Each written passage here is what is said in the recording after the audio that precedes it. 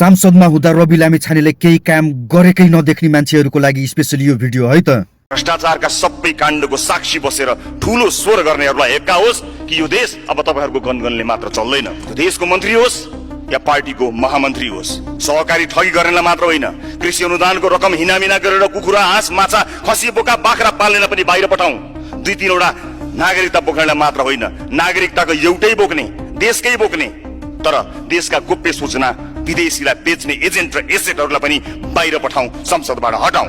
तर एउटा व्यक्तिलाई खुइल्याउने, एउटा व्यक्तिलाई अपमानित गर्ने, सदनमा बोल्न नदिने, माथि जान नदिने, अनि बोल्न पनि नदिएको मान्छेलाई किन डराएको, छानबिनसँग किन डराएको, किन भागेको भनेर ललकारिरहने, सदनबाट मात्र होइन सडकबाट पनि निरन्तर ललकारिरहने, अनि समस्याको समाधान गर्नको निमित्त चाहिँ कहीँ कतै केही पनि प्रयास नगर्नुले के स्पष्ट पार्छ भने व्यक्ति केन्द्रित र भर्खरै आएको एउटा राजनीतिक दल र भर्खरै उदाएको नेतामाथि यति ठूलो इतिहास बोकेको राजनीतिक दलले गरेको यो राजनीतिक दमन होइन र, यो राजनीतिक दादागिरी होइन र। मिडियाको हेडलाइनले अपराध गर्ने मान्छे डराउँछ होला, रासोपा कायरहरूको पार्टी होइन, रवि लामिछाने कायर नेता होइन। झुटा मुद्दा र झुटा उजुरीसँग डराउँदैनौ, डराउँदैनौ।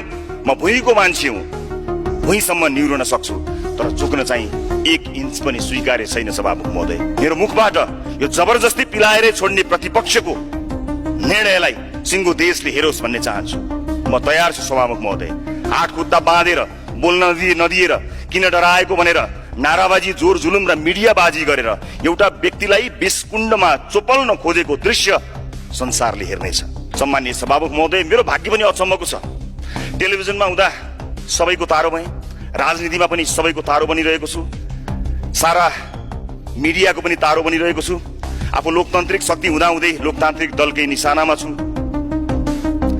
विभिन्न वादी साथीहरूको निशानामा छु, आफूले माया गरेका नयाँ साथीहरूको निशानामा पनि छु। मलाई साथीहरू भन्ने गर्नुहुन्छ मिडिया मिलाउनुहोस्। म भन्छु म मिलाउँदिनँ मिडिया। म जनताका लागि विद्यालय, अस्पताल मिलाउन आएको हुँ। म नमिलेका कानुनका धाराहरू मिलाउन आएको हुँ।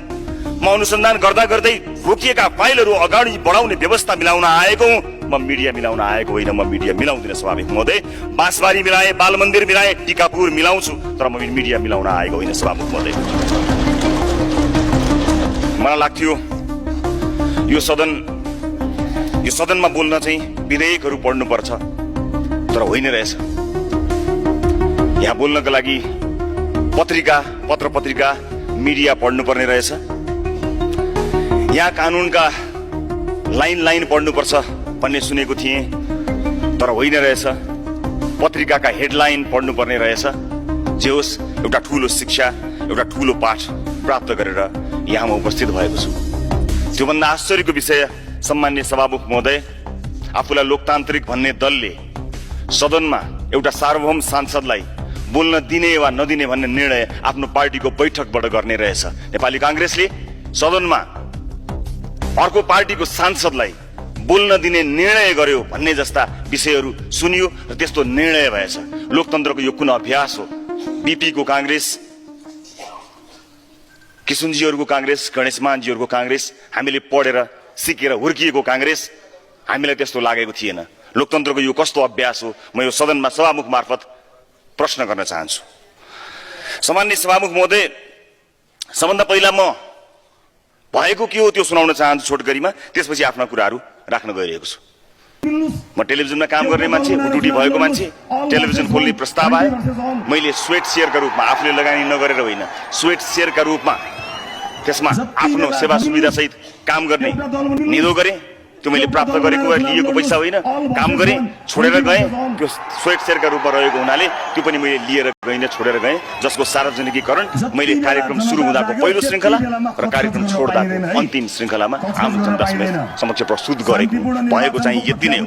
न म भनिएको त्यो सहकारीको सदस्य, न सञ्चालक, न गोर्खा मिडिया नेटवर्कमा एमडी रहँदा कुनै निर्णय गराई सहकारीबाट पैसा ल्याउने मान्छे, सदस्य समेत नरहेको मान्छेसँग संस्थाको कारोबार हुँदैन र संस्था सप्रणु र बिग्रनुमा सदस्य समेत नरहेको मान्छेको हात हुँदैन। सार्वजनिक भएका सारा विवरणमा मेरा नाम लेखिएको देखियो, तर ती सबैमा मेरो संलग्नता कहीँ कतै छैन र देखिएन पनि। त्यसैले म माथि मुद्दा चलेन, अभियोजन भएन। म प्रतिपक्षमा नै रहँदा अहिलेको प्रतिपक्षमा रहेको दलले सहभागी रहँदा नरनदेखि के बल लगाएको होइन र? जसरी पनि खोज भनेर प्रहरीहरूलाई अनावश्यक दबाब दिनेहरू पनि यही कतै सदनमै हुनुहुन्छ होला।